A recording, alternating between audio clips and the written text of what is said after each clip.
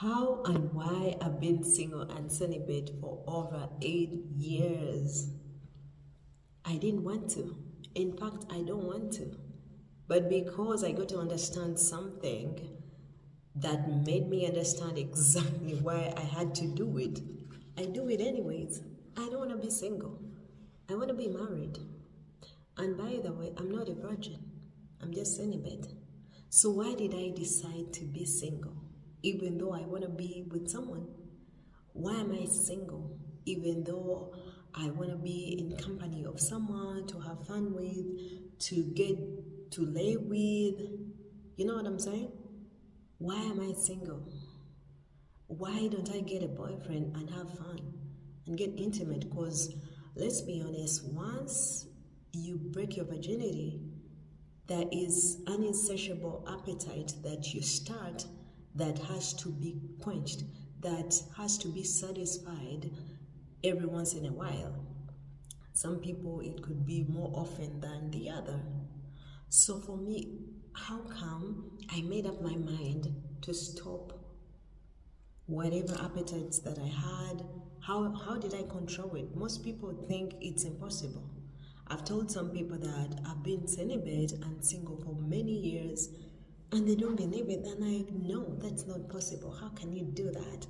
In my local language, they call it like, changing oil. Like something has to be, you have to make yourself happy as a human being. You have to get intimate in order to function well, in order to keep moving, in order to be happy. And I'm like, you all don't get it.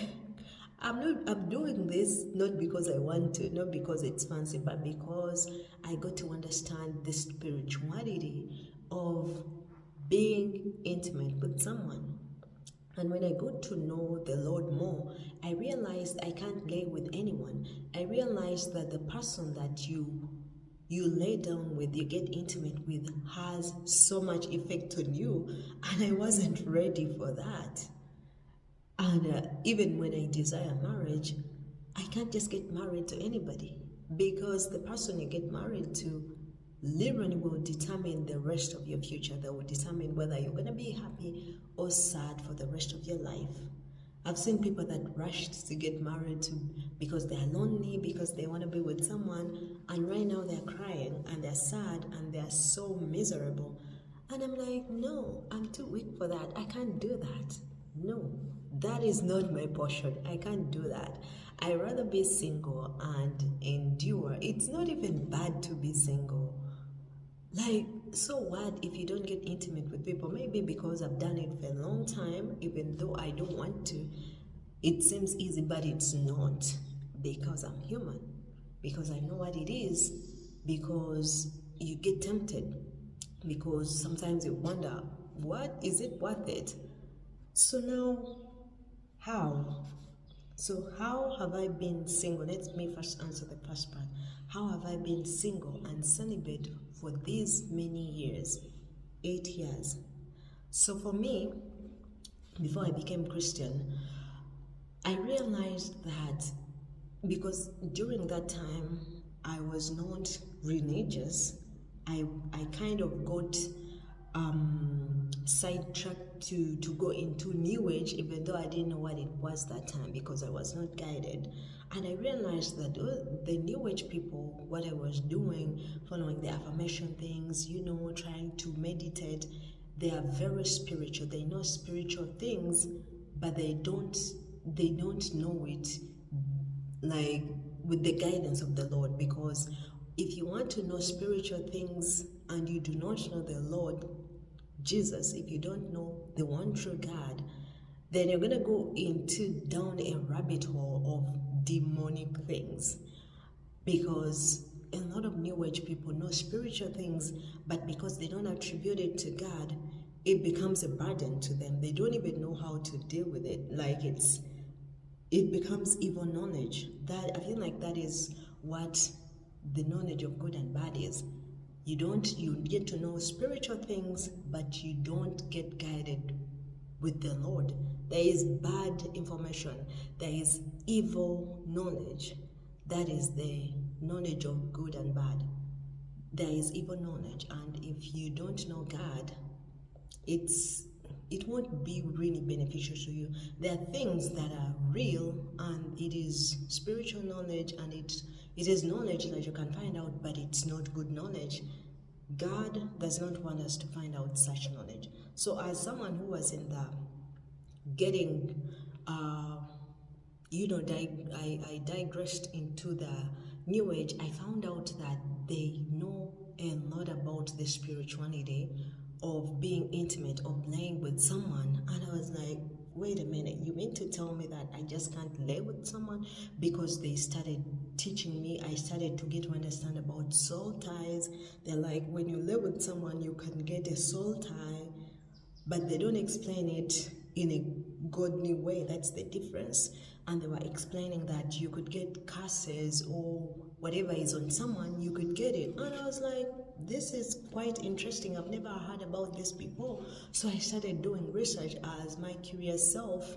Obviously, I want to know more. I started doing research, and then I realized there were pastors that were talking about this, and I'm like, whoa, this is interesting. So I go to understand it, and once I understood exactly what it is, that you get soul ties, that if you sleep with someone that has issues, you share in their issues. You don't only share the good, the fun that you're having physically, spiritually, you get tied up, you become one. Because here it says here in Genesis 2:24 that when the Lord formed woman out of Adam, out of man, when Adam saw the woman, he was so fascinated. And it's like 23, the man said, this is now bone of my bones and flesh of my flesh. She shall be called woman, for she was taken out of man. He was literally like, hey, I need to marry this woman. She's so beautiful. Okay, because he had no helpmates, he had no one before that. He would only see animals, and when he saw a woman, he was so fascinated. And then the Lord was like, wow, okay, so that is why man leaves his father and mother, and he is united to his wife, and they shall become one flesh. Becoming one flesh is literally when people get married and they consummate the marriage. Consummating the marriage literally means when people get intimate, they become one flesh. So don't tell me that you're going to become one flesh with one person, and literally, if you become one flesh, you think you're just going to, it's just physical. You become one flesh, it means you're sharing everything about them, because human beings, we're not just physical beings, we are spiritual. There is a spirit inside of us, even though we don't see it. So you are enjoying the act physically, but spiritual transactions are happening. You're sharing this person's vision, you're sharing this person's good, bad, and ugly. For me, when I understood that, I was like, that's enough. I've had enough. I don't need to do any more research. I can't do that anymore, because at that time in my life sucked. I was in trouble. Even I was in a relationship and I ended it because I was shacking up, living with a guy. I was depressed. I was confused. I was like, no, I need to put my life together. I can't do this anymore, because my life means more to me than the enjoyment of the physical things. I was like, no, thank you. I'm going to put this on hold and first make my life better. So that is how I got to stop. I get to be single and celibate for this long. So why? I think I've also touched the why. The why is because I understand the consequences of laying with someone, the consequences of enjoying myself for maximum how many minutes? I don't think it can be more than 30 minutes. I don't think so. So I can't let 30 minutes of being intimate, maybe cuddling and then kissing and whatever, and then the real act. I can't let 30 minutes of enjoyment affect the rest of my life. That is why I was like, no. Even the person that I lay down with, that I get intimate with, matters. Is this the right person? If it's not the right person, I can't share in your issues, in your problems to add on to my own problems, because we become one flesh. If you come and live with me, we become one flesh. Whatever is in my flesh does not only have flesh, it has a spirit inside. So we share things, physical and spiritual things. I don't know everything that I have that is inside of me. So if you know the right person and I become one with you, I don't want to entangle my life like that. For me, that is my why. That is my why. And once I understood that, I'm able to endure. I'm able to be single for this long. You can't really entice me to give up my livelihood, my whatever the goodies I'm enjoying right now, because I just want to enjoy my life, because I just want to get laid, because I want to make my life fun for 5 minutes, and then the consequences, if I can't, when I weigh the consequences and the little fun I'm going to have, I'm like, no, I can't risk it. That's a gambling game that I'm not ready to play. For me, that's why. It sounds funny, but most people can't do it. Most people can't spend a month or 2 months or 6 months without laying with someone. And I understand it's hard. Me too, I don't want to. But because I know that how and why, I do it. That's why. And if someone had explained this to me when I was young, I know people think young kids are young. For example, they think a 10-year-old, oh, I didn't lose my virginity when I was 10. I was in my 20s. But I feel like if someone had explained this to me, I would have been one of those girls that waited until marriage, not because I'm doing it for anyone, but because I understand the consequences. Because I understand that this is not just a physical thing. Because people are carrying too much. People are carrying depression. People are carrying jealousy. People are carrying good things, even blessings. So because I don't know what they are carrying in their flesh and in spiritually, I don't want to be involved until I meet the right person. The right person is not everyone. So until I meet the right person, I'm not getting laid. Sounds ridiculous. Sounds like, what? You mean you don't want to have fun? You mean you're gonna wait until, what if you never meet the right person? I don't care. If I never meet the right person, it's fine. I will fulfill purpose, and yeah. The other thing is that I've got to see and experience how people's lives get entangled when they get intimate, or when they get involved with the wrong people. I see how, not everyone, I see how for some people it works out. They meet someone, they do whatever they do, and then they get married and they're happily ever after. But it's not for everyone, it's not for me. But I've seen some people that have gotten involved with certain people, and how their lives got literally distracted and entangled. And I'm like, it's not worth it. At least for me, I can't take those chances. You know, if they tell you that there are 2 borders there, they have a transparent liquid in them, that one of the borders has water, the other one has poison. No matter how thirsty you are, if you know that you can wait for the next maybe 5 hours to get a drink, you will not take the chance of the chance to choose one of the bottles. What if you choose the one that has poison in it? Because this is a game of chances. You could get with someone and nothing happens, or you could get with someone and they literally distract your life. So if you're to choose between those 2 bottles, because for me, I'm waiting because I can't take chances. I don't want to choose. I don't know if I'm going to choose the bottle that has water or the one that has poison in it. So because I don't know how to play that game of chances, I don't take chances at all. I'm like, you know what? Let me wait until I get to the right source of water, and drink the right kind of water without taking chances. So if you're out there, maybe you are contemplating on how people do it, or you're laughing at them, making fun of them, or you just want encouragement on how to do it, on how to stay celibate, or if you're struggling, oh my God, I'm single, I'm so tired of being single. It is tiresome.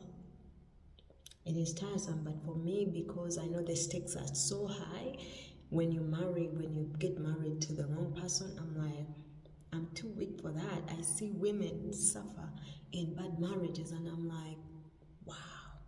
It takes a lot of strength. I don't have that kind of strength to endure the pain that people go through, especially women, when they're in bad marriages. I'm like, no, I can't do it. For me, that's why. So if you're looking for encouragement, if you think you're weary in your waiting season, you're tired of waiting, or you think, oh my God, when I'm ovulating, I feel like I need someone to touch me, just be reminded that this is a game of chances. There are two bottles right there. You're thirsty for something that you could wait a little bit later. If the waiting is hard, like I said, waiting until you get to the right source of water. But there are two bottles here. One contains water, the other one contains poison. It's a chance game. You could choose the water, or you could choose the poison. Do you want to play the game? Or do you want to wait until you get to the right person, until the Lord brings you the right person? Because He will. No one waits on the Lord in vain. I know that for sure. Let go of those high expectations. Let go of those fantasies and start living your life to fulfill purpose. Start living a life of meaning. Fulfill your goals. If you want to travel the world. Stop waiting. Oh my God, don't put your life on hold because you're not having the right person, because, oh, I'm not yet married, I need to get married. No, don't be desperate. It's not worth it. A lot of people have made the wrong decision and they're now regretting. If you have TikTok, you will see you can't scroll for over 30 minutes without finding someone that is talking about how they got disappointed by marrying the wrong person because they were desperate, because they thought, oh my God, time is going, oh my God, I'm getting old. Just wait. Don't be desperate. Because when you meet someone and you're desperate, oh my goodness, and you will not even hear the voice of God when He tells you, or when He warns you, when He tells you to go ahead, or when He wants you to stay away. Okay? That is my advice, or that is what I had to say about singleness and being celibate. Because as I do these videos, I just want to share my story and also encourage other people that are walking a similar journey. If you found this video interesting, I'm going to link a playlist of a playlist that has my story, because I keep telling my story in bits. All right, see you in the next video. Be blessed. I forgot to mention the benefits of being celibate and single, and I'm mentioning this not from doing research, but from my personal experience, because I've done it and I'm still doing it.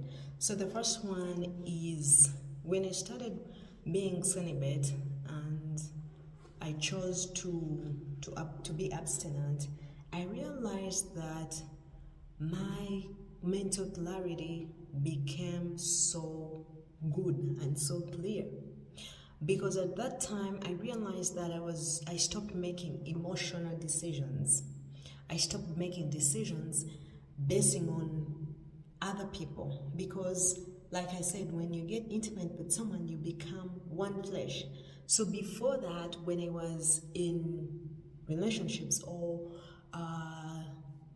getting laid, sleeping with people, I would make decisions putting in mind the people I'm into, the people I was in a relationship with, or the people I was sleeping with. I realized when I stopped being involved with people or laying down with people my decision making became more clear, because now I was making decisions. Imagine I was single, but I was making decisions as if I'm a married person. So once I stopped laying with people, my decision making, my mental clarity became even increased. It became increased, and my decision making process became easier. I was no longer thinking of someone before I make decisions. I was no longer trying to make my life fit into someone else's life, who I'm not even married to. It's crazy. So mental clarity is the first one. I'm thinking this offhand because I know them. The other thing, I stopped worrying about, am I pregnant? Did I catch a STD? Is this person cheating on me? You know those problems that people have when they're in relationships or when they're sleeping with someone. Is this person cheating? Is this person faithful? Is he going to marry me? Is this relationship worth it? You know, when you're in a relationship, there are issues. You're arguing with someone. Sometimes you're happy, sometimes you're sad. All those issues, I don't have them anymore. And then after that, the next benefit is I started to focus on getting to know myself better. Before that, when I started, getting intimate with people, I never knew myself.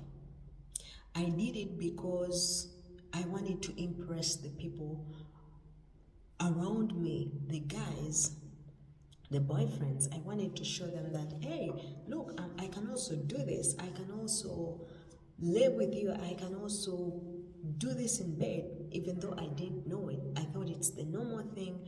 So I didn't get to know myself. I wanted other people to accept me, thinking that they would help me to know myself.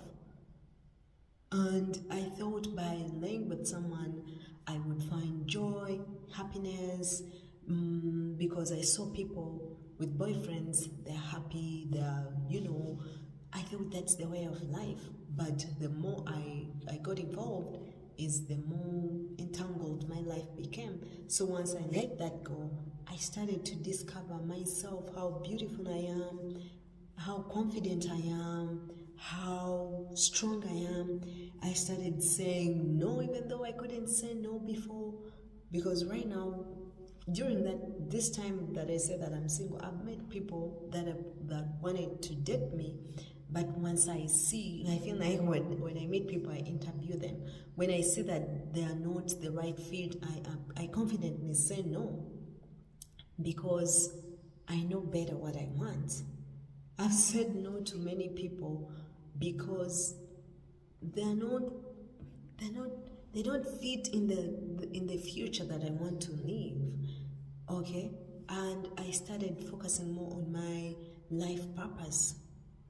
I got to understand my life purpose, and even shortly after, before I said to myself, you know what, I can't really be in these relationships, sleeping with these men that are not married to me. Shortly after that, the Lord came to my life and I gave my life to Christ. I feel like that was the biggest bonus ever. And from there, I've never looked back. I want to fulfill purpose. I want to travel the world. I want to inspire people. I want to mentor young people. And I'm not tying it. I'm not waiting on someone.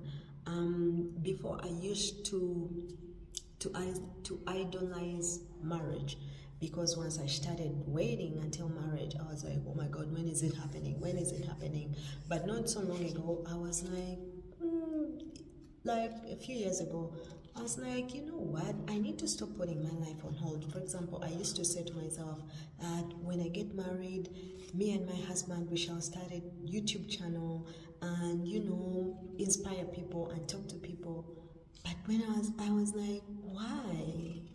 Why should I wait to get a husband in order to do something that I love? I can start my YouTube channel right now. What if he comes and he doesn't want to do YouTube? Am I going to force him? I want to do my YouTube. I would say, oh, in order to travel the world, I will be married, which I will go with my spouse, because you see on social media people going, taking pictures with their spouses. I'll travel the world with my spouse and my kids. But I was like, why? I want to fulfill, like, the point I'm saying is that I'm fulfilling purpose or getting to understand my purpose better without waiting on someone. I'm no longer idolizing marriage, so I'm no longer waiting to travel the world to do whatever I want, because I'm confident enough that there is no void that needs to be filled.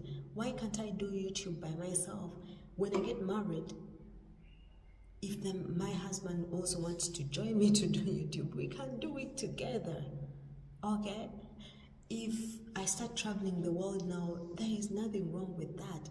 But before, there was a void that I wanted to fill by waiting on someone, by wanting to be in a relationship. A lot of people that have low self-esteem cannot be by themselves. They can never be single. They always need to be in a relationship.